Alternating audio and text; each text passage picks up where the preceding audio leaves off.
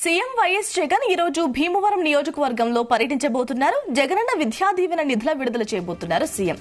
ఈ సంవత్సరానికి సంబంధించి జూలై, సెప్టెంబర్ త్రైమాసికానికి సంబంధించిన నిధులను లబ్దిదారుల ఖాతాల్లో జమ చేస్తారు. దాదాపు 8,09,039 మంది ఈ పథకం కింద లబ్ది పొందబోతున్నారు. ఇందుకోసం ప్రభుత్వం ఇప్పటికే 584 కోట్ల రూపాయల నిధులను సిద్ధం చేసింది.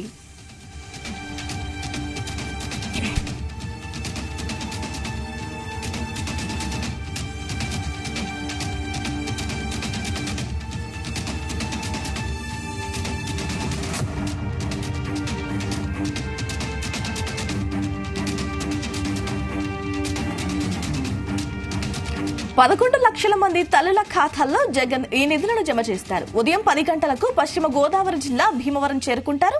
అక్కడ ఏర్పాటు చేసిన బహిరంగ సభలో జగన్ ప్రసంగిస్తారు. అనంతరం అక్కడ జగనన్న విద్యా దీవెన నిధులను విడుదల చేయబోతున్నారు. అనంతరం ఆయన బయలుదేరి తాడేపల్లికి చేరుకుంటారు. జగన్ రాక సందర్భంగా పోలీసులు భారీ బందోబస్తు ఏర్పాటు చేశారు.